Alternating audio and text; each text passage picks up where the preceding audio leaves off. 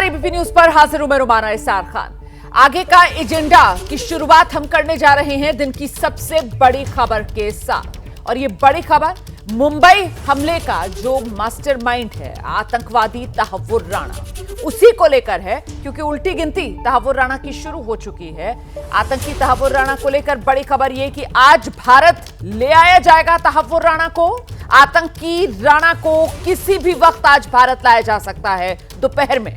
सूत्रों के मुताबिक तहव्वुर राणा को मुंबई से पहले दिल्ली लाया जाएगा। जानकारी मिल रही है कि दिल्ली के पालम टेक्निकल एयरपोर्ट पर एनआईए उसको लेकर पहुंचेगी और दिल्ली पहुंचने के बाद सबसे पहले एनआईए 26/11 हमले को लेकर दर्ज अपने केस में तहव्वुर राणा को गिरफ्तार करेगी। देखिए, एनआईए ने 2009 में बाकायदा एफआईआर की थी तहव्वुर राणा के खिलाफ और उसी मामले में एनआईए अब तहव्वुर राणा को गिरफ्तार करेगी जैसे ही तहव्वुर राणा भारत पहुंचेगा।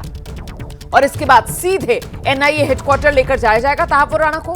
पहले उसका मेडिकल कराया जाएगा और उसके बाद राणा को कोर्ट में पेश कर उसकी रिमांड मांगी जाएगी। दिल्ली पुलिस की स्पेशल सेल के स्पॉट कमांडोज की टीम एयरपोर्ट पर मौजूद, इन्हीं के सुरक्षा घेरे में तहव्वुर राणा को लाया जाएगा। एयरपोर्ट से बुलेट प्रूफ गाड़ी में राणा को लाया जाएगा।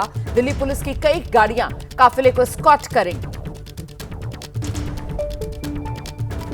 तो इस वक्त की बड़ी खबर मैं आपको बता रही हूं, तहव्वुर राणा अमेरिका से भारत लाया जा रहा है और यह भारत की बड़ी कूटनीतिक जीत है। किस तरीके से भारत की बड़ी कूटनीतिक सफलता है, इसको लेकर भी आगे विस्तार से बात करेंगे। फिलहाल देखिए, तहव्वुर के चारों तरफ कई लेयर की सिक्योरिटी दी जाएगी। तहव्वुर के लिए तगड़े सुरक्षा के इंतजाम किए गए हैं। बाकायदा जो स्पॉट कमांडोज हैं उनके सुरक्षा घेरे में इस आतंकवादी तहव्वुर राणा को पालम टेक्निकल एयरपोर्ट से एनआईए हेडक्वार्टर तक लाया जाएगा। एयरपोर्ट पर मौजूद है स्पॉट कमांडोज की टीम। एयरपोर्ट से बुलेट प्रूफ गाड़ी में तहव्वुर राणा को एनआईए हेडक्वार्टर लाया जाएगा। दिल्ली पुलिस की कई गाड़ियां इसको एस्कॉर्ट करेंगी, ये भी जानकारी सामने आ रही है। तहव्वुर राणा को बुलेट प्रूफ गाड़ी में लाया जाएगा स्पॉट कमांडोज की निगरानी में। मुंबई हमले का ये मास्टरमाइंड है, पाकिस्तानी मूल का ये डॉक्टर है। पाकिस्तानी सेना में 10 साल तक इसने काम किया है। तहव्वुर राणा को आज दिल्ली लाया जा रहा है और पहले उसे एनआईए गिरफ्तार करेगी। ये बेहद महत्वपूर्ण हो जाता है क्योंकि देखिए, मुंबई का ये गुनहगार है, लेकिन उससे पहले गिरफ्तारी इसकी एनआईए करेगी क्योंकि एनआईए ने पहले ही इस पर देश के खिलाफ युद्ध छेड़ने का मामला दर्ज किया हुआ है। और एनआईए हेडक्वार्टर में पहले इसका मेडिकल टेस्ट करवाया जाएगा, फिर इसकी कोर्ट में पेशी होगी और वहीं पर एनआईए इसकी रिमांड मांगेगी। कोर्ट में एनआईए तहव्वुर राणा की रिमांड मांगेगी। और ये रिमांड क्यों जरूरी हो जाती है? तहव्वुर राणा को रिमांड पर लेकर एनआईए उससे क्या क्या राज उगलवा सकती है, ये भी वो बड़े सवाल हैं जिनके जवाब आगे का एजेंडा में आज मैं आपको दूंगी। तहव्वुर राणा के प्रत्यर्पण से जुड़ी इस बीच एक और बड़ी खबर, केंद्र सरकार ने 26/11 मामले की सुनवाई के लिए स्पेशल पब्लिक प्रोसिक्यूटर नियुक्त कर दिया है। आज ही मुंबई हमले के आरोपी आतंकी तहव्वुर राणा को अमेरिका से भारत लाया जा रहा है और इस बीच सरकार ने स्पेशल पब्लिक प्रोसिक्यूटर नियुक्त कर दिया है और इसके लिए चुना गया है एडवोकेट नरेंद्र मान को। इस वक्त की बड़ी खबर, स्पेशल पब्लिक प्रोसिक्यूटर होंगे एडवोकेट नरेंद्र मान। तो सरकार की तरफ से जो स्पेशल पब्लिक प्रोसिक्यूटर नियुक्त किए गए हैं वो हैं एडवोकेट नरेंद्र मान, जो इस मुंबई के गुनहगार का पूरा हिसाब किताब कानून के दायरे में अदालत से करवाएंगे। जवाब तो देना होगा, हिसाब तो देना होगा। ये बदला हुआ भारत है और भारत की तरफ से संदेश साफ है कि अगर छेड़ोगे तो फिर छोड़ेंगे नहीं। इस बीच एबीपी न्यूज पर हमने तैयारी बड़ी की है। मैं आपको सीधे लिए चलती हूं। हमारे साथ हमारे जो संवाददाता हैं उनकी टीम इस वक्त मौजूद है। मनोज वर्मा मौजूद है पालम टेक्निकल एरिया से। यहीं पर जो आतंकवादी तहव्वुर राणा है उसको लेकर जो विशेष विमान अमेरिका से भारत पहुंचेगा वो लैंड करेगा। साथ ही आप देख रहे हैं हमारे साथ न्यूज रूम से मेरे सहयोगी आशीष कुमार सिंह जुड़ गए हैं और मुंबई से हमारे साथ गणेश ठाकुर भी इस वक्त मौजूद हैं। सबसे पहले आपको आशीष के पास लेकर चलेंगे और जरा आशीष से ये जान लेते हैं अभी कि डिटेल्स क्या मिल रही हैं। आशीष, इसको लेकर जरा जल्दी से जानकारी दीजिए। विशेष विमान से भारत लाया जा रहा है, आज दोपहर तक भारत पहुंच जाएगा तहव्वुर राणा, ये संभावना जताई जा रही है। आशीष। जी हाँ, रोमाना एक सीनियर ऑफिशियल से मैंने पूछा कि कब तक लैंड करने की उम्मीद है, क्योंकि पहले हमें ये बताया गया था कि आज अर्ली मॉर्निंग यहाँ पर तहव्वुर राणा लैंड कर जाएगा, लेकिन हमें ये जानकारी दी गई है some time after mid day, यानी दोपहर बाद। आप बिल्कुल ठीक कह रही हैं, तहव्वुर राणा को लाया जा रहा है। एक जानकारी ज़रूर मिली जिसकी वजह से शायद ये थोड़ा सा विलंब हुआ है कि एक ब्रीफ स्टॉप ओवर भी संभव है कि एयरक्राफ्ट के रीफ्यूलिंग के लिए यूरोप में कहीं रुके हों इस वजह से। लेकिन अब आप ये तय मान लें कि दोपहर बाद तहव्वुर राणा, इस बात की पूरी संभावना है कि दिल्ली में जो पालम टेक्निकल एरिया है जिसको एयरफोर्स चलाती है वहाँ पर लैंड करे और उसके बाद सीधे उसे NIA हेडक्वार्टर ले जाया जाए, जहाँ पर ये जानकारी मिली है रोमाना कि मल्टीपल टीम्स हैं जो उससे पूछताछ करेंगी और जो 7 अधिकारी NIA के उनको लेकर के आ रहे हैं, ये जानकारी हमने कल भी दी थी, जिसमें NIA IG आशीष बत्रा और DIG जया रॉय वही अधिकारी हैं जिन्होंने उसका वारंट साइन किया। ये 7 मेंबर की टीम है जो उसे लेकर के आ रही है, जिसमें 3 RAW के ऑफिशियल्स हैं और 1 ऑफिशियल विदेश मंत्रालय से भी है। इस बीच एक और आपको अहम जानकारी दे दूं कि ब्यूरो ऑफ प्रिजन्स जो होता है अमेरिका का, उसने भी अपने वेबसाइट पे ये लिख दिया है कि तहव्वुर राणा अब no more in our custody, यानी अब कुछ घंटों का इंतजार है, उसके बाद तहव्वुर राणा भारत पहुंच जाएगा, जिसके बाद NIA हेडक्वार्टर्स ले जा करके उससे पूछताछ की जाएगी। कुछ दिन वो यहाँ रहेगा, NIA अपनी जांच पड़ताल पूरी करेगी और उसके बाद उसे मुंबई ले जाया जाएगा। रही मेरे साथ में लौटूंगी आपके पास जल्दी से, गणेश ठाकुर के पास दर्शकों को लेकर चलेंगे और जरा गणेश से जानते हैं कि अभी जानकारी क्या मिल रही है सूत्रों के हवाले से। मुंबई को कितना इंतजार करना पड़ सकता है, क्योंकि पहले NIA गिरफ्तार करेगा, NIA की कस्टडी में रहेगा, NIA की तरफ से यहां पर कई राज उगलवाने की कोशिश की जाएगी और फिर मुंबई में पहुंचेगा ये मुंबई का गुनहगार और वहां पर इसका हिसाब होगा। गणेश, रोमाना, मुझे लगता है इंतजार थोड़ा लंबा हो सकता है, क्योंकि NIA ने अपना पूरा बैकग्राउंडर होमवर्क सब करके उससे पूछताछ की जा रही है, क्योंकि 26/11 के अलावा इसका रोल और भी कुछ चीजों में था। भारत के खिलाफ अलग अलग षड्यंत्र जो रचे जा रहे थे लश्कर, पाकिस्तानी आर्मी, ISI के जरिए, उसमें इसका एक्टिव रोल था, क्योंकि कई सालों तक ये उससे जुड़ा रहा।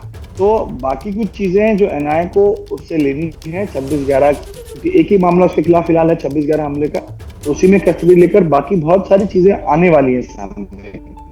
तो उन चीजों का हिसाब NIA को तहव्वुर हुसैन राणा से लेना है, तो इसीलिए संभवतः कुछ दिनों का समय लग सकता है। उसके बाद इसे मुंबई लाया जाएगा, क्योंकि मुंबई में इसको ट्रायल फेस करना है। इसके खिलाफ चार्जशीट फाइल की गई है, चार्जशीट में इसको वांटेड दिखाया गया था, लेकिन अब जब ये कस्टडी में है तो इसके खिलाफ पूरा मामला चलाया जाएगा। जिस प्रकार कसाब का एक स्पेशल कोर्ट के अंदर केस चली थी, उसी तरह संभवतः आर्थर रोड जेल में ही उसी अदालत में, जिस बैरक बगल में एक अदालत बनाई गई थी, वहीं पर इसके खिलाफ मामला पूरा चलाया जाएगा। तो अब इंतजार मुंबई पुलिस को है, लेकिन मुंबई पुलिस अपने डोजियर्स और जो अब तक की कार्रवाई हुई है, क्योंकि अब जब मामला चलेगा तो अब कोर्ट के सामने सारी दलीलें फिर से रखनी पड़ेंगी। तो मुंबई पुलिस, महाराष्ट्र सरकार, लॉ एंड जुडिशरी भी पूरी तैयारी में है। ठीक है, अब जब ये कस्टडी में आएगा तो आगे हम उसका ट्रायल चलाना है। ठीक है, आप रहिए मेरे साथ गणेश, मैं लौटूंगी आपके पास। जरा जल्दी से दर्शकों को लेकर चलते हैं पालम टेक्निकल एरिया, जहां से मनोज वर्मा हमारे साथ मौजूद है। अच्छा, आप देख रहे हैं नीरज राजपूत भी इस समय हमारे साथ जुड़ गए हैं और नीरज जो है वो NIA हेडक्वार्टर जो है वहां से इस वक्त हमारे साथ मौजूद है। लेकिन मैं पहले जरा मनोज का रुख कर लेती हूँ। पालम टेक्निकल एरिया से हमारे साथ इस वक्त मौजूद है मनोज, और जानते हैं मनोज से, यहाँ पालम टेक्निकल एरिया पर बताया जा रहा है कि साहब स्वॉट कमांडोज और बुलेट प्रूफ गाड़ी जिसमें इसको लेकर आया जाएगा, सुरक्षा के इंतजाम किस तरीके के नजर आ रहे हैं मनोज? जी बिल्कुल, देखिए रोमाना, आपको बताना चाहूँगा कि सुरक्षा के पुख्ता इंतजाम किए गए हैं। जो सूत्रों ने हमें जानकारी दी है उसके मुताबिक कल NIA के अधिकारियों ने दिल्ली पुलिस के सीनियर अधिकारियों से संपर्क किया था, और क्योंकि राणा को आज यहाँ दिल्ली लेकर आना था तो उसके लिए स्वाट कमांडोज़ की मांग की थी। तो जो जानकारी हमें मिल रही है उसके मुताबिक जो स्वाट कमांडोज़, जो स्पेशल सेल की टीम है, वो इस वक्त टेक्निकल जो एयरपोर्ट है उसके अंदर ही मौजूद है और बुलेट प्रूफ गाड़ी के साथ मौजूद है। जब राणा को लेकर के जो अधिकारी जब यहाँ पर पहुँचेंगे पालम टेक्निकल एयरपोर्ट पर, तब स्वाट कमांडोज की जो टीम है वो तहव्वुर राणा को लेकर के NIA हेडक्वार्टर लेकर के जाएगी, जिसमें स्वाट कमांडो के 10 से ज़्यादा जो कमांडोज हैं वो मौजूद होंगे। बुलेट प्रूफ गाड़ी के अंदर वो मौजूद होगा। कई लेयर की जो सिक्योरिटी है वो तहव्वुर राणा के लिए की गई है। इसके अलावा दिल्ली पुलिस के जवान भी उस काफिले में शामिल होंगे जिस काफिले में तहव्वुर राणा को लेकर जाया जाएगा। जैसे ही वो यहाँ पर उतरेगा, भारत में कदम रखेगा, उसको गिरफ्तार किया जाएगा और उसके बाद एनआईए हेडक्वार्टर में पहुँचने के बाद तहव्वुर राणा का मेडिकल करवाया जाएगा और उसके बाद अदालत में पेश किया जाएगा। और क्योंकि आज छुट्टी है तो ये देखना होगा कि अदालत या तो वीडियो कॉन्फ्रेंसिंग के जरिए पेश किया जाएगा या फिर हो सकता है, क्योंकि एक बड़ा मामला है, तहव्वुर राणा की सुरक्षा का भी सवाल है, तो हो सकता है कि ऐसा हो कि जज जो खुद हैं वो शायद एनआईए पहुंच जाए, क्योंकि डॉक्टर्स की जो टीम है, जो सूत्र हमें जानकारी दे रही है कि मेडिकल जो है वो उसका एनआईए हेडक्वार्टर के अंदर ही होगा। आप रहिए मेरे साथ, मैं लौटूंगी आपके पास। हम सीधे दर्शकों को लेकर चलते हैं। नीरज हमारे साथ मौजूद हैं। तो नीरज, मतलब जो जानकारी मनोज यहाँ पर दे रहे हैं कि साहब मेडिकल चेकअप से लेकर और जो कोर्ट में पेशी है वो सब कुछ एनआईए हेडक्वार्टर में ही, मतलब पालम टेक्निकल एरिया से सीधे एनआईए हेडक्वार्टर, और जब तक दिल्ली में रहेगा तब तक एनआईए हेडक्वार्टर में ही इसका पूरा हिसाब किताब होता रहेगा और फिर सीधे आगे के लिए मुंबई में भेज दिया जाएगा ये। लेकिन ये दो अलग अलग मामले चलेंगे इस पर। एक एनआईए ने जो केस दर्ज किया हुआ है, दूसरा जो मुंबई का ये गुनहगार है 26/11 को लेकर जिस तरीके की इस पर चार्जशीट है, तो फिर ये केसेस आगे किस तरीके से चलेंगे, इसको लेकर कुछ डिटेल्स मिल रही हैं क्या? बिल्कुल बिल्कुल रोमाना, बिल्कुल साफ है ये, क्योंकि जैसे आपने बताया कि एक तो जो मुंबई हमला हुआ था उसको लेकर एफआईआर है जो पहले से ही है। दूसरी एफआईआर 2009 में की गई थी, वो एनआईए ने की थी, जिसमें हेडली और ये तहव्वुर हुसैन राणा दोनों ही आरोपी हैं कि इन्होंने भारत के खिलाफ साजिश रची थी और मुंबई के अलावा भी इन्होंने कई जगह पर हमला करने की योजना बनाई थी, जिसमें राजधानी दिल्ली का नेशनल डिफेंस कॉलेज जो एनडीसी है वहाँ पर भी इन्होंने हमला करने की योजना बनाई थी, उसको लेकर एफआईआर दर्ज की गई थी। रोमाना, मैं आपको दिखा दूँ, जैसे मनोज ने बताया, सुरक्षा के इंतजाम यहाँ पर आने की जो तैयारियां की गई उसके लिए पूरा सैनिटाइज कर दिया गया है इस सीजीओ कॉम्प्लेक्स एरिया को। अगर आप देखेंगे जो एनआईए का हेडक्वार्टर ये सामने ही है, जो नई बिल्डिंग बनी है, हेडक्वार्टर बना है, और सीजीओ कॉम्प्लेक्स अपने आप में बहुत सिक्योर एरिया है। यहाँ पर बीएसएफ, सीआरपीएफ, सीआई, सब पैरामिलिट्री फोर्सेज, सीबीआई हेडक्वार्टर यहाँ पर है। इस सब के बावजूद इस पूरे एरिया को घेर दिया गया है। यहाँ पर पुलिस की सुरक्षा है। ये जो रोड है बंद कर दी गई है, ये एनआईए हेडक्वार्टर के बाहर की जो सड़क है पूरी तरह से बंद कर दी गई है। और जो मनोज ने बताया कि पुलिस के जो पूरा काफिले में रहेंगे, जहाँ तक अभी हम यहाँ आ रहे हैं पूरे रास्ते में यहाँ पर पुलिस की सुरक्षा प्रबंध किए गए हैं, ताकि जो काफिला आएगा तहव्वुर हुसैन राणा को लेकर उसको भी पूरा सैनिटाइज किया गया है इस पूरे एरिया में। ये देखिए पूरा बैरिकेड कर दी गई इस रोड पर जहाँ एनआईए हेडक्वार्टर है, यहाँ कोई आवाजाही नहीं हो सकती है। आज हालांकि छुट्टी है, लेकिन इस सब के बावजूद भी दिल्ली पुलिस ने सब बैरिकेडिंग कर रखी है। दूसरी तरफ की भी जहाँ सीआरपीएफ और बीएसएफ के हेडक्वार्टर हैं, उन सब के सामने वाली सड़कों पर भी बैरिकेडिंग कर दी गई है, यानी कि जो भी गाड़ियाँ आएंगी वो आम गाड़ियाँ नहीं होंगी, पुलिस की, सुरक्षा एजेंसियों की और कुछ चुनिंदा मीडिया कर्मियों की जो गाड़ियाँ हैं उनको ही आने की यहाँ पर इजाज़त होगी। इसके अलावा किसी को यहाँ आने की इजाज़त अभी नहीं है। यहाँ पर इसी राष्ट्रीय अन्वेषक जो एनआईए का हेडक्वार्टर है, इसी में इस तहव्वुर हुसैन राणा को लाया जाएगा। और जहाँ तक एफआईआर की बात है, 2009 की जो एफआईआर है, पहले उसमें क्योंकि यूएपीए के तहत जो है मामला दर्ज किया गया था, अनलॉफुल प्रिवेंशन एक्ट के तहत मामला दर्ज किया गया था, जो कि एंटी टेररिज्म एक्ट होता है, उसके तहत किया गया था, ये मामला दर्ज किया गया था। इसमें 30 दिन तक की रिमांड आप ले सकते हैं, यानी कि जो भी सुरक्षा एजेंसियां हैं या जांच एजेंसियां हैं, पुलिस है, उनको मिलती है। तो ये माना जा सकता है कि एक लंबे समय तक जो है तहव्वुर हुसैन राणा वो यहाँ एनआईए की कस्टडी में रहेगा, इसी हेडक्वार्टर में रहेगा। और क्योंकि नया हेडक्वार्टर है, बना है ये नेशनल इन्वेस्टिगेशन एजेंसी का, इसी के अंदर ही जो लॉकअप होता है, पहले क्योंकि पुलिस जो थाने होते थे वहाँ पर लेके जाया जाता था आरोपियों को, लेकिन अब ये सुविधा है कि यहाँ पर इस आरोपी को रखा जा सकता है। और उसी के लिए सुरक्षा के मद्देनज़र यहाँ पर पूरे इस एरिया में सुरक्षा को बेहद कड़ी कर दिया गया है। चारों तरफ यहाँ पर सीजीओ कॉम्प्लेक्स में पुलिस मौजूद है, ताकि किसी भी तरह की कोई जो अनहोनी है वो नहीं होनी चाहिए, क्योंकि देश का सबसे बड़ा दुश्मन यानी कि तहव्वुर हुसैन राणा, जो कि देश के सबसे बड़े आतंकी हमले का आरोपी है, उसको भारत लाया जा रहा है अमेरिका से। बिल्कुल, देश के सबसे बड़े दुश्मन का हिसाब होगा, भारत की जमीन पर होगा, एक एक गुनाह का हिसाब तहव्वुर राणा को देना होगा। आतंकी तहव्वुर राणा के प्रत्यर्पण को लेकर गृह मंत्री अमित शाह का बयान सामने आया है। वो कह रहे हैं कि ये मोदी सरकार की ऐतिहासिक कूटनीतिक सफलता है। आज अमेरिका से भारत लाया जा रहा है आतंकवादी तहव्वुर राणा, और उसी को लेकर गृहमंत्री की ये प्रतिक्रिया, मोदी सरकार की ऐतिहासिक कूटनीतिक सफलता।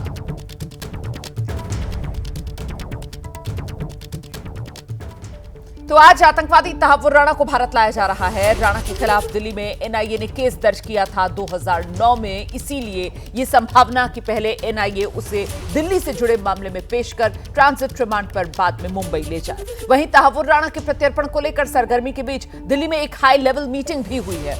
केंद्रीय गृह मंत्री अमित शाह ने बुधवार को विदेश मंत्री एस जयशंकर और राष्ट्रीय सुरक्षा सलाहकार अजीत डोभाल के साथ ये अहम बैठक की है। सूत्र बता रहे हैं कि ये जो बैठक है इसमें सबसे अहम मुद्दा राणा का प्रत्यर्पण ही रहा। गृह मंत्री ने विदेश मंत्री और एनएसए के साथ आगे की रणनीति पर चर्चा की है। इस बैठक में खुफिया ब्यूरो के निदेशक तपन टेका और विदेश सचिव विक्रम मिस्री भी मौजूद थे। हालांकि बैठक में चर्चा किए गए मुद्दों के बारे में विस्तृत जानकारी अभी जारी नहीं की गई है आधिकारिक तौर पर।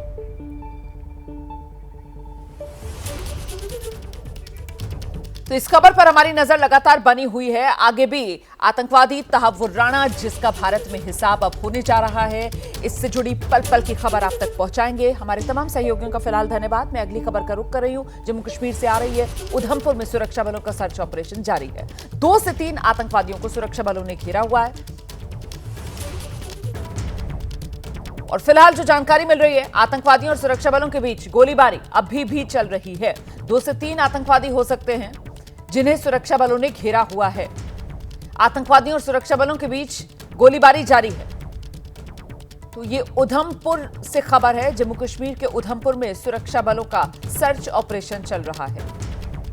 सीधे आपको लेकर चलेंगे। हमारे साथ हमारे सहयोगी अजय बाचलू इस वक्त मौजूद है। जरा जानते हैं अजय बाचलू से किस तरीके से सूचना मिली थी इस इलाके में ये आतंकवादियों के होने की, जिसके बाद यहां पर इस ऑपरेशन को आगे बढ़ा रही है सेना। अजय देखिए रोमाना, ये उधमपुर का रामनगर का इलाका है, काफी पहाड़ी इलाका है और यहाँ पर कल जो सुरक्षा बल जिसमें जम्मू कश्मीर पुलिस, सीआरपीएफ और कुछ अन्य अर्धसैनिक बल थे वो लगातार यहाँ पर सर्च ऑपरेशन चला रहे थे, क्योंकि इन जंगलों में करीब 5 आतंकियों के छिपे होने की सूचना लगातार पिछले काफी समय से सुरक्षा बलों को मिल रही थी, जिसके बाद यहाँ पर समय समय पर जो है सर्च ऑपरेशन चलाया जा रहा था।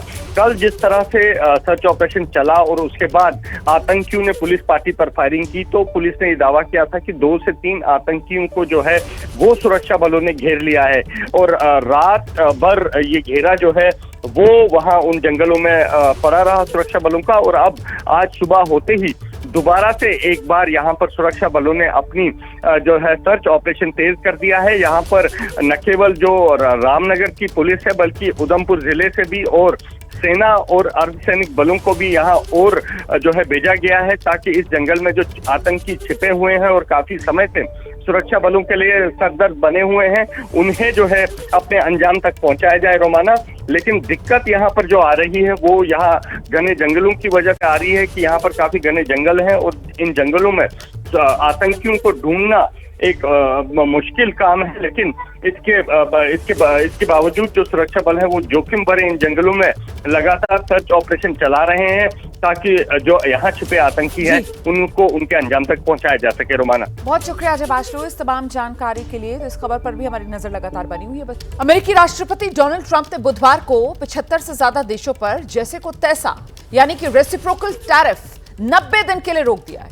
इसे तुरंत लागू कर दिया गया है। हालांकि उन्होंने चीन को इस छूट में शामिल नहीं किया, बल्कि उस पर लगे टैरिफ को 104% से बढ़ाकर 125% पर ले गए हैं ट्रंप ने यह कार्रवाई चीन की तरफ से लगाए गए जवाबी 84% टैरिफ के बदले की है। ट्रंप ने कहा, चीन ने ग्लोबल मार्केट के लिए सम्मान नहीं दिखाया, इसी वजह से मैं टैरिफ बढ़ाकर 125% कर रहा हूं चीन पर। ट्रंप ने कहा कि चीन जल्द इसे समझेगा कि अमेरिका और दूसरे देशों को लूटने के दिन चले गए।